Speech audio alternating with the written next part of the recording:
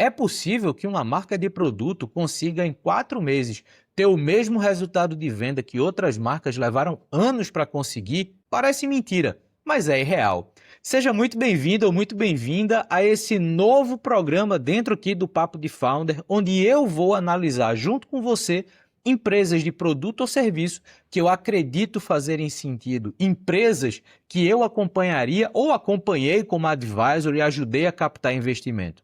Nesse primeiro episódio, eu vou falar sobre a Irreal Snacks, uma empresa carioca voltada aos snacks proteicos salgados, que atua muito forte entre o público do mercado wellness, um dos mercados mais interessantes para empresas de produto.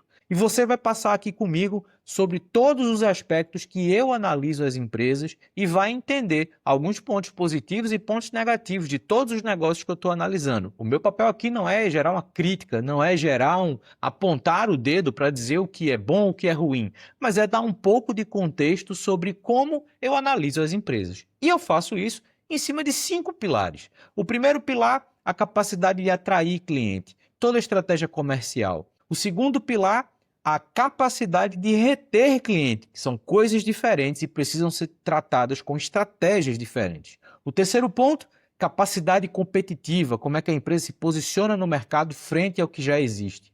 Quarto ponto, evolução de produto ou de portfólio de produtos, dependendo do que é esse produto em cada negócio. E o quinto ponto, que é o pilar que suporta todos os outros 4, é a capacidade de adaptação frente às dinâmicas de mercado. Vamos lá aprofundar um pouco mais sobre o caso da Irreal Snacks. Bom, para começar, vale a pena explicar um pouco do que é a Irreal, né? Então, a Irreal é uma marca de snacks proteicos salgados. Cada pacote de Irreal tem 16 gramas de proteína, ingredientes sempre bem selecionados. Então, existe ali uma tabela nutricional que é muito competitiva frente ao que geralmente as nutricionistas ou os nutricionistas passam nas dietas. Hoje, nesse momento que está indo para o ar esse episódio, são 2 sabores. Então, tem ali páprica picante e alho poró. E a gente vai entender um pouco mais do que é a empresa, o que é que eles estão fazendo e por que esse case é tão interessante para ser analisado como o primeiro episódio desse novo quadro aqui do Papo de Founder. Vamos lá. Primeiro ponto é considerar que a Irreal Snacks é uma marca que foi lançada oficialmente em novembro de 2025. Então imagina, olhando previamente, pré-lançamento, todo o trabalho que se tem para selecionar fornecedores, contratar um volume inicial de produção, organizar tabela nutricional, embalagens, aprovar ingredientes, aprovar sabores. Então, tem todo um trabalho que leva muito tempo antes de fato, uma nova marca entrar no mercado. Então, a Irreal, ela entra no mercado oficialmente em novembro de 2025, mas é um trabalho de quase 6 meses antes de preparação para esse lançamento. Eu tive o prazer de acompanhar toda essa jornada até o início desse ano da Irreal, então eu consigo contar aqui, de fato, como é que as coisas aconteceram durante esse processo pré-lançamento e lançamento. Mas um ponto inicial aqui que é importante é que a Irreal, ela entra no mercado já com um potencial de 2 milhões de seguidores. E eu vou te contar por que que isso aconteceu e por que entrar nessa categoria que ainda não estava sendo tão bem explorada no mercado foram 2 dos fatores que aceleraram os resultados comerciais da Irreal e, claro, todo o posicionamento de marca frente ao público. Primeiro ponto que a gente vai tratar aqui é entender que esse não é um case meramente de produto. A gente está falando aqui de uma arquitetura de negócio baseada em construção ou aquisição de uma audiência, bom posicionamento por categoria de mercado e, obviamente, um produto que corresponde às expectativas criadas nas 2 etapas anteriores. Então, quando você tem uma audiência muito forte, você posiciona o seu produto numa categoria que ainda não está tão disseminada e você eventualmente entrega um produto que não é tão bom, o resultado tende a ser ruim. Então, a qualidade do produto precisa corresponder a todo esse processo de construção anterior. E aí, deixa eu dar um pouco de contexto sobre esses 3 pontos. Quem é a audiência da Irreal Snacks? A audiência da marca é um público voltado, como eu disse, ao mercado wellness, pessoas que têm hábitos saudáveis, tanto de exercício quanto de alimentação. A categoria que eles se posicionam é a categoria de snacks proteicos, e quando você olha para o mercado e você busca esses snacks proteicos, tanto na gôndola do supermercado quanto no e-commerce, é muito provável que você encontre snacks doces, barras de proteína. Então ele entra ali numa categoria de snacks salgados, que até existem outros snacks salgados proteicos, mas com a tabela nutricional bem ruim. E aí entra o terceiro elemento, que é o elemento de produto, que é ser competitivo por tabela nutricional. Como o público é um público de hábitos saudáveis, a tabela nutricional se torna um validador do consumo desse produto ou não. Então, é essa arquitetura de negócio que a gente vai aprofundar um pouquinho agora. O primeiro ponto é o ponto de atração de clientes. Quando você lança uma nova marca e você parte do zero absoluto, atrair cliente é um desafio diário e contínuo.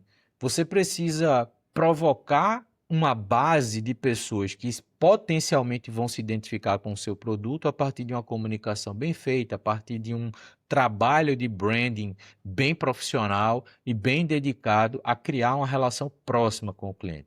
Porém, a iReal, ela nasce a partir de uma estratégia que já se validou em outros produtos e que pode ser um primeiro passo interessante para quem está entrando no mercado, claro, garantindo aqueles outros 2 pontos que eu falei, de qualidade e de categorização bem definida no mercado. Esse ponto é quando você traz para a estrutura do seu negócio pessoas que já são naturalmente referência naquele mercado. E não traz apenas como um papel midiático, como um influenciador, uma influenciadora, mas você traz para pensar o negócio junto com você. E foi isso que a iReal fez, trazendo para dentro da estrutura uma pessoa que é relevante no mercado, não apenas como uma embaixadora do produto. Não era um contrato meramente de mídia, não é um alinhamento por campanha, não é um valor ali que é pago só para expor uma imagem, mas trouxe essa pessoa para assumir um papel de direção criativa, de posicionar a marca e, obviamente, trazer a sua audiência a partir do ponto que essa conexão faz sentido para o lifestyle dessa pessoa, mas também faz sentido quando a gente pensa o que o público dessa pessoa espera ao acompanhar o conteúdo, ao acompanhar o dia a dia dessa influenciadora, no caso. Então, a gente está falando aqui de uma relação baseada em uma fundação compartilhada, então, desde o alinhamento pré-lançamento, essa influenciadora fez parte do processo. A gente está falando também de um alinhamento de marca com o posicionamento dessa influenciadora versus aquilo que o produto vai entregar.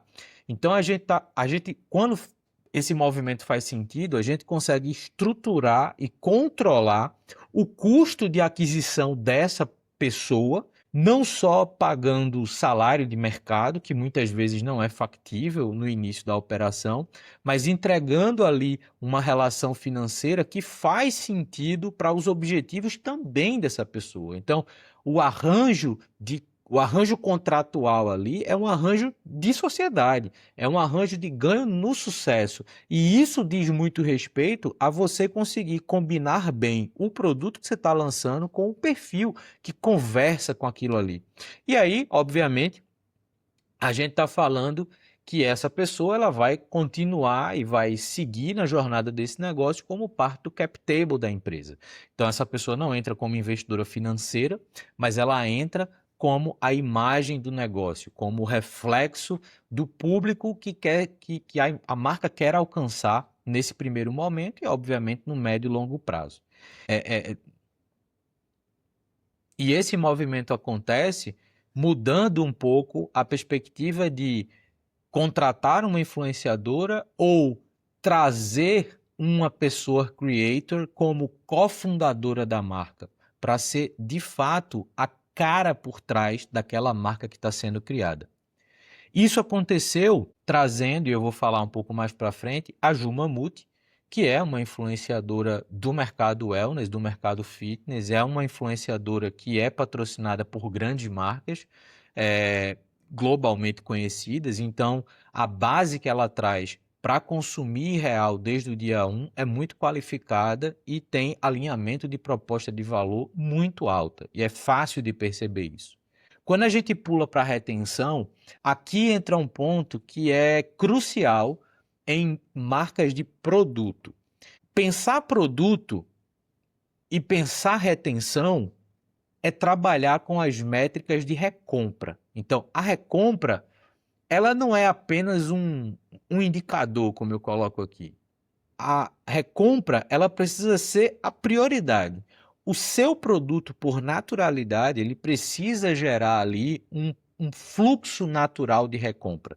Ele precisa fazer parte, de alguma forma, do dia a dia do seu perfil de cliente para que a compra contínua ou a compra periódica seja natural. E a gente vai perceber, claro, que dependendo do produto, dependendo do valor agregado que esse teu produto tem, o fluxo de recompra é diferente. Mas em casos de produto, que eu não estou falando ali de serviços de software, por exemplo, que dá para se cobrar assinatura, pensar produto, pensar na retenção, é obviamente trazer isso como recompra como elemento prioritário. Olhando nesse sentido, como eu falei, dependendo do valor agregado que a gente tenha do produto, a gente vai ter ali um apelo de recompra diferente. Então, eu peguei aqui 4 exemplos simples que a gente tem, por exemplo, velas aromáticas. Tem pessoas que compram velas aromáticas uma vez por ano. Ah, eu quero uma vela aromática para o Natal. E aí, só uma vez por ano que as pessoas compram. Cosméticos, geralmente se compram ali uma vez por trimestre, né? Então, todo o mercado beauty que a gente vê, ele tem um apelo de recompra, tem, então vai ali desde produto para pele, cabelo, estética, mas o fluxo de recompra ele é mais caro e por isso, muitas vezes, marcas de mercado beauty precisam ter um portfólio grande e rápido, para que as pessoas possam comprar em momentos diferentes, produtos diferentes, e isso gerar um fluxo de recompra estrategicamente mais interessante. Terceiro exemplo que eu dei aqui são esses suplementos em pote, o famoso pote de whey. Se você é um consumidor diário de whey, talvez você compre um pote de whey por mês, mas a gente também está falando de um produto de alto valor agregado, e que também pede ali um portfólio inicial muito grande para poder você ser competitivo frente às outras marcas. E por último, a gente pega ali um snack proteico de rotina, que geralmente entra em fluxo de compras semanais ou quinzenais. E ali a gente está falando inicialmente de qualquer snack proteico. A gente fala da barra de proteína, a gente fala agora também dos snacks salgados proteicos, a gente fala de tudo que é snack com proteína, com apelo da proteína. Então aqui a gente está falando de um produto que nessa lista de 4 exemplos é o que tem o menor valor agregado no que diz respeito ao valor de gôndola, mas é o que impulsiona o maior giro de recompras. Isso não significa que o fato de você estar entrando num produto que naturalmente tem apelo de compra semanal, por exemplo, você vai alcançar esse resultado no seu público. Existem outros elementos que a gente vai falar aqui que tornam, por exemplo, a iReal relevante enquanto velocidade de crescimento frente a outros snacks proteicos que não conseguiram chegar no volume de venda da iReal no mesmo período. Então aqui a gente está olhando para o quê na hora que a gente pensa em retenção? Primeiro ponto é, a rotina, ela não é uma meta. A rotina, ela precisa fazer sentido de forma natural no perfil de cliente que você está buscando. Então, se você está olhando, por exemplo, para atletas de alta performance, então você tem que entender que esse atleta de alta performance tem consumo em volume de alguns tipos de produto. Outros tipos de produto, o fluxo de consumo é um pouco menor e você vai precisar observar o seu produto cai em qual dessas linhas. E para cada linha de consumo que você vai observar, você vai ter também uma estratégia de posicionamento do seu produto. No caso da iReal, a gente olha para um mercado wellness, que não é o mercado performance, é diferente, de pessoas que têm um estilo de vida mais saudável. Então é a pessoa que vai trabalhar e quer levar um snack na mochila, é uma pessoa que no final de semana vai receber os amigos em casa e quer oferecer um snack mais saudável. Então é um elemento que sempre está no armário da pessoa, sempre tem um snack saudável para um lanche, para receber pessoas, para levar para o trabalho, para levar para uma viagem. E aí, isso associado ao que eu estou chamando aqui de movimento da Irreal, ou seja, a construção de uma comunidade de pessoas que têm esse mesmo posicionamento de vida mais saudável, que já consomem o conteúdo e o estilo de vida da Jumamute, a gente acelerou muito aqui a identidade compartilhada entre a marca e o público. Isso fez com que a curva de aceitação fosse muito pequena no momento que esse produto foi ao ar. Lógico, o resultado disso, um maior interesse em consumo, uma primeira experiência, e a partir do momento que essa primeira experiência ela é positiva, porque o produto tem qualidade, a gente começa a acelerar muito a taxa de recompra. Então, aqui quando a gente olha para o posicionamento da Irreal, né? Então a categoria do produto ela força essa recompra. A gente não está colocando a Irreal na mesma posição de uma barrinha proteica doce. A gente abre uma nova categoria de produtos com proteína, de um snack com proteína, que é salgado, então isso cria um outro apelo de consumo, que combina com outros elementos e que pode ter esse fluxo de compra e recompra muito maior. E um outro elemento que também é importante, como eu disse, são 2 sabores. Então a gente consegue chegar em resultados sem precisar no dia 1 ter um agregador de valores, de sabores muito grande para poder competir no mercado. Se a categoria ela está aberta ou ela não tem uma competição muito pesada, eu consigo entrar e ficar um período com uma quantidade pequena ali de diversidade de sabores, para poder ganhar relevância, ganhar espaço, melhorar minha relação com os meus fornecedores, aprender mais com o meu público, para daí investir em novos sabores, que é um movimento que agora a Irreal está fazendo. Se você for buscar informações sobre a Irreal, você vai ver que novos sabores estão entrando no mercado, porque é natural que depois de um período aí de 6, 8 meses, a gente precise diversificar um pouco a oferta para manter o interesse dessas pessoas e trazer um público ainda maior. No cenário de competição, existem basicamente 2 grandes estratégias na hora de você lançar um produto. A primeira estratégia é você entrar para brigar no mercado que já tem uma dominância definida. Então imagina que você vai entrar no mercado de energéticos. Tem marcas de energéticos que já são absolutamente consolidadas no mercado, seja por branding, seja por valor agregado, seja por popularidade, ou por um consumo mais popular. Entrar num mercado como esse pede diferenciais competitivos muito agressivos. Então você tem que entrar com um branding muito forte, você vai ter que queimar um capital mais alto para poder você romper as primeiras barreiras de posicionamento nesses mercados que já têm soluções dominantes. No caso da Irreal, eles conseguiram entrar no mercado no momento que nem as grandes marcas de snacks proteicos estavam olhando de fato para snacks proteicos salgados. A barra de proteína doce era o commodity, e é o commodity até hoje quando a gente pensa em snack proteico.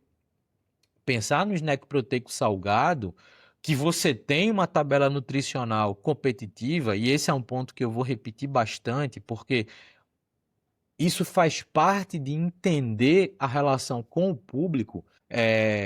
Você não precisa entrar para competir de forma muito pesada. Você cria uma subcategoria dentro do seu mercado e tenta se posicionar muito rápido ali por identificação de marca, por identificação do mercado à sua marca. Então, nesse caso, a gente tem 4 movimentos aqui que são importantes. O primeiro é criar uma categoria como um ato de fundação. Então, no início, no lançamento da Irreal, a comunicação era muito forte voltada a ser um snack salgado, proteico salgado, bater muito forte na tabela nutricional e ser um elemento que os nutricionistas ou as nutricionistas podem passar para as dietas sem muita preocupação, sabores que sejam agradáveis rapidamente. O salgado você pode combinar com algumas outras coisas e mudar a experiência de consumo. O segundo ponto é você ter ali um background dos fundadores que já atuavam com outras marcas, né? Então agora a holding For Snacks, ela quando lança a Irreal, ela junta outras duas marcas que já existiam, que é a pipoca e a batata do Johnny, junto com a Irreal. Então essa experiência com a indústria antes é importante para saber lidar com o fornecedor, para saber lidar com descasamento de caixa, para saber lidar com abertura de pontos de venda, que nunca é trivial. O quinto ponto, a Jumamute como um ativo não replicável. Então, por mais que outras marcas lancem seus produtos com influenciadores e influenciadoras nesse papel de direção, não só como influenciador pago para divulgar, mas o público da Jumamute ele é único. Ele busca a Jumamute pelo que ela oferece enquanto lifestyle, e esse é o público que a Irreal tem como ICP, como perfil ideal de cliente. Então, essa junção que é importante. E o quarto ponto é o posicionamento entre saúde e o prazer de você ter um snack que é gostoso, que tem uma boa qualidade, que tem um bom sabor, né? Então, pensa comigo quantos produtos saudáveis que estão sendo comercializados hoje, eles têm um gosto terrível. E a gente acaba consumindo por ser saudável, não por ser gostoso. E quando você junta essas duas coisas, você ganha uma capacidade competitiva bem interessante. O desafio do sabor, atrelado ao desafio da tabela nutricional, é algo que, se você consegue ter um bom arranjo desses dois pontos, você já larga na frente de muitas marcas que já são consolidadas, com produtos que já são conhecidos, mas que eles não têm esse apelo da fusão saúde e sabor. Quando a gente olha para o mercado, quais são as grandes subcategorias? De um lado, a gente tem as possibilidades doces, né? Então você tem o whey doce, barra doce, shake doce, bombons e proteicos doces. Do outro lado, você abre uma nova possibilidade para os snacks saudáveis, ou os snacks salgados. Então aqui você tem um chip de proteína que é salgado, combina com outras coisas, um volume de proteína para a quantidade do peso do pacote, que é uma relação interessante.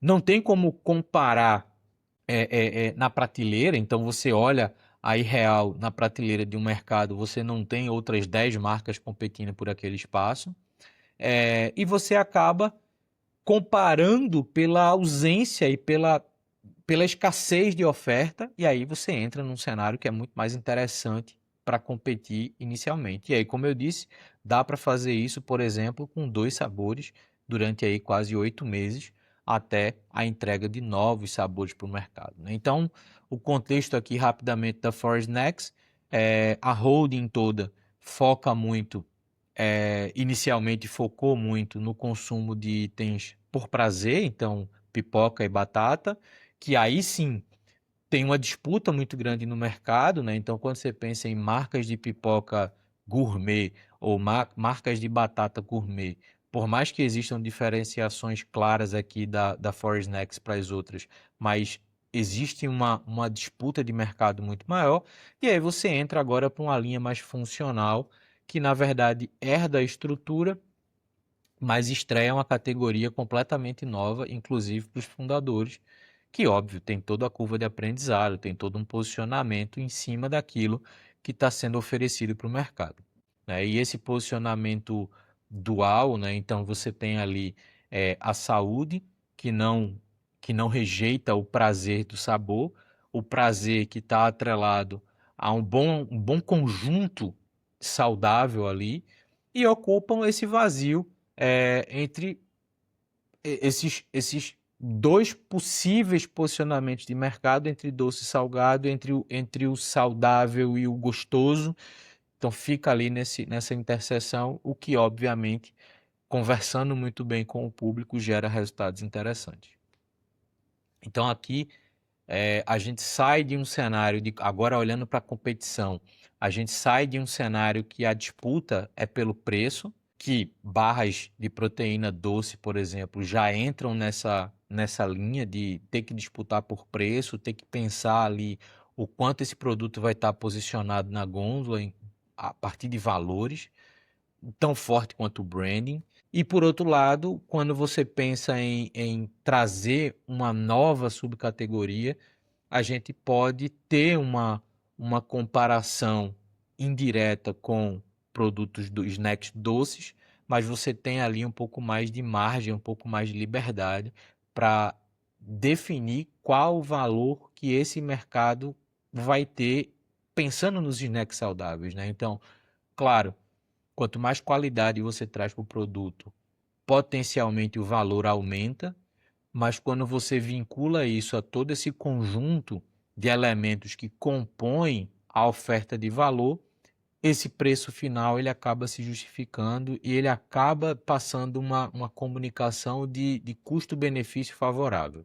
O quarto ponto, pensando na evolução, então a gente pensa aqui agora sobre os elementos que mais travam o crescimento de empresas DNVBs, empresas D2C, que não conseguem aumentar a oferta de valor, que não conseguem aumentar portfólio de produtos para se manterem conectadas com o público, né? Não adianta você ter um produto com sabor único e aquele produto ele continuar crescendo em velocidades rápidas ou mais rápidas do que a indústria tradicional, porque o público vai acabar pedindo outras possibilidades. Então, para você estabelecer ali uma estratégia de evolução do seu portfólio de produto, você não pode ter ali um fundador, um operador sobrecarregado nessa operação.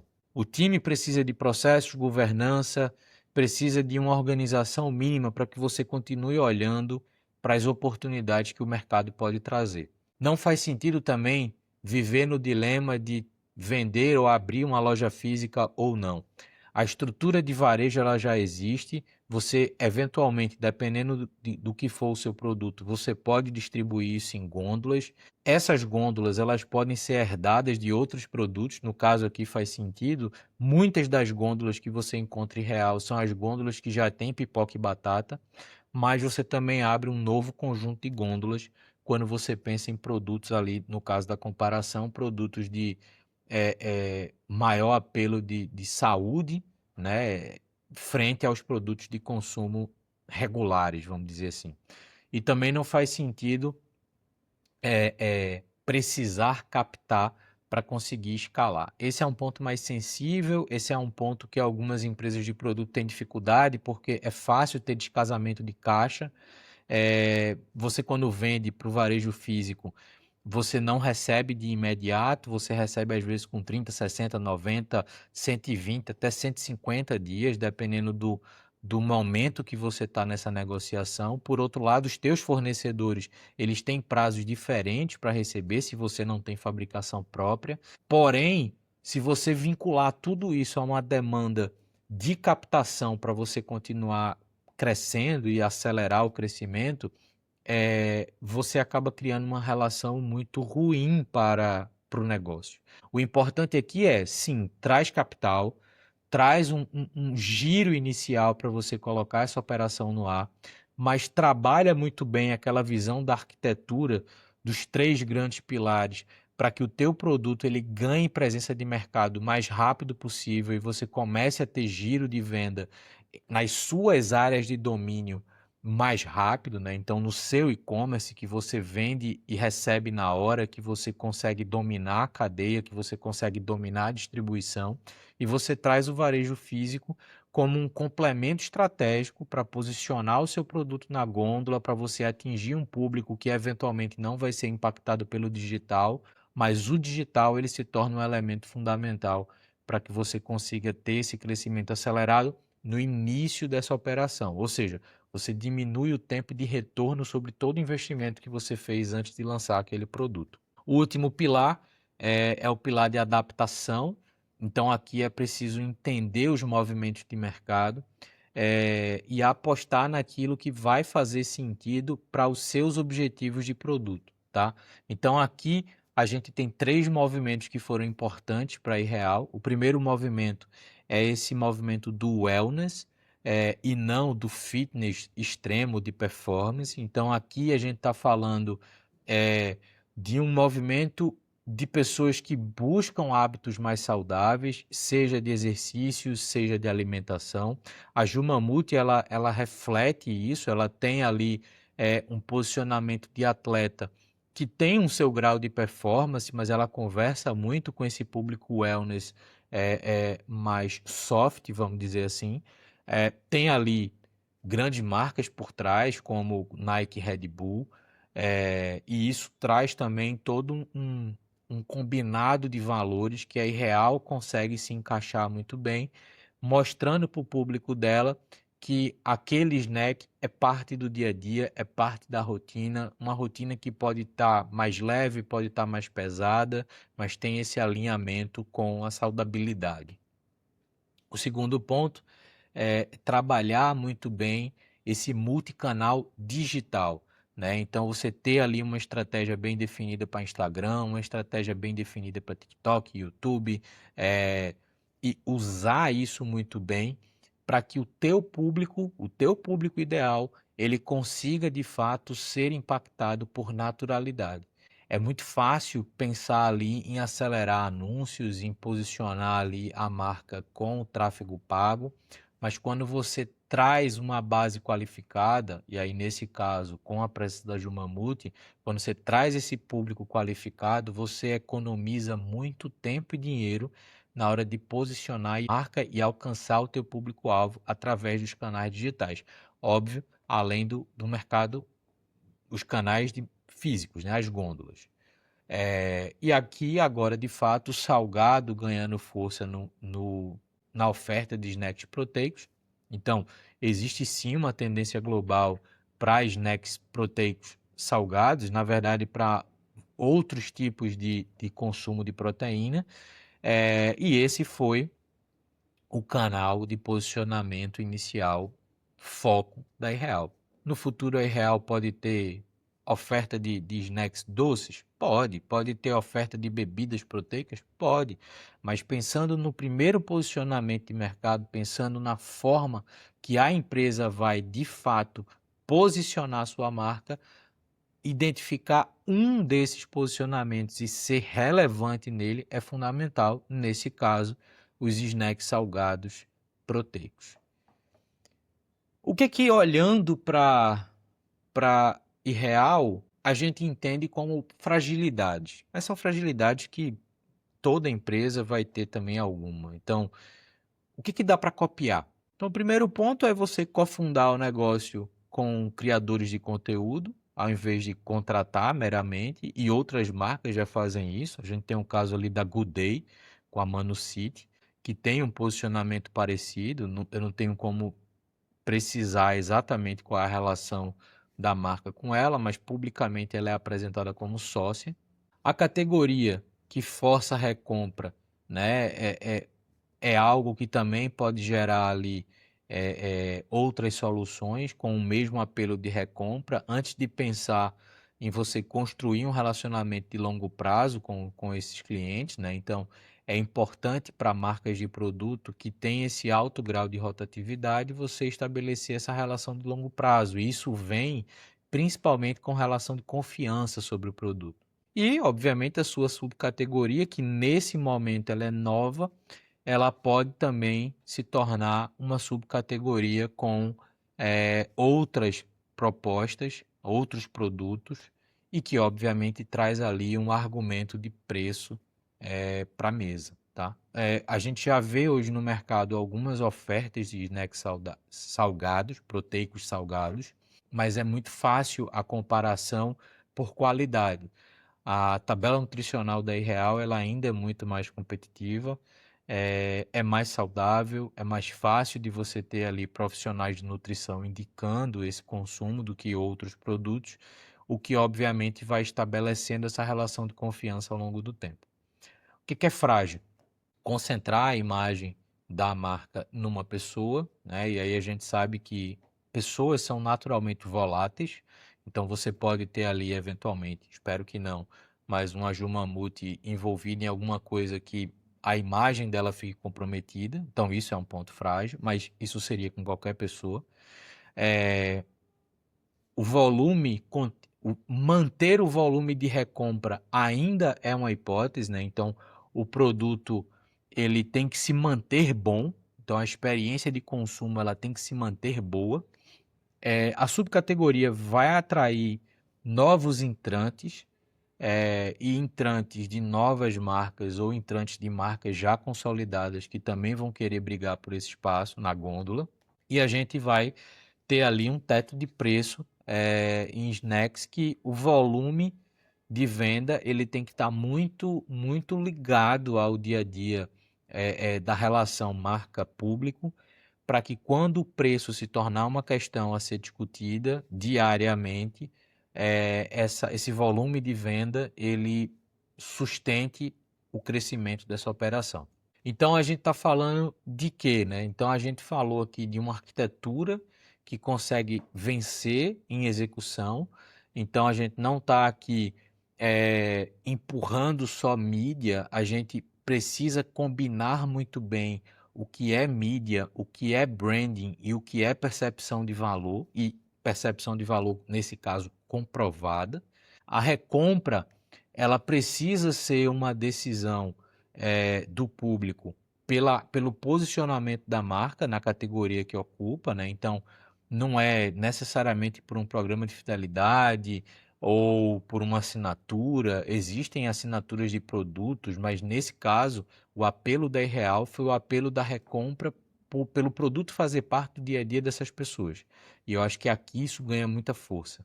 Então, como a subcategoria ela é muito bem definida pelos fundadores, a gente tem isso talvez como o principal elemento de diferenciação do produto no mercado. Espero que você tenha gostado desse papo inicial analisando o case da Irreal. É um case que eu gostei muito de acompanhar. É um case que cabe muito bem esse ciclo de valor com os 5 pilares que eu te apresentei aqui. E você pode ter um pouco mais de informações sobre como eu trabalho, de como eu acompanho empresas no site da Conecto, e acompanhando também os conteúdos que eu publico aqui na Camelo, seja nas conversas de papo de founder, seja nos conteúdos em texto que eu publico toda segunda-feira por aqui. Com isso, eu te agradeço. Se você chegou até aqui, recomendo que você conheça e consuma a Irreal. Mesmo que você não seja atleta, não é por isso, é por saúde, é por qualidade da comida que a gente consome todos os dias e porque de fato é um snack que o sabor compensa o consumo. E a gente se vê no próximo Papo de Founder. Valeu!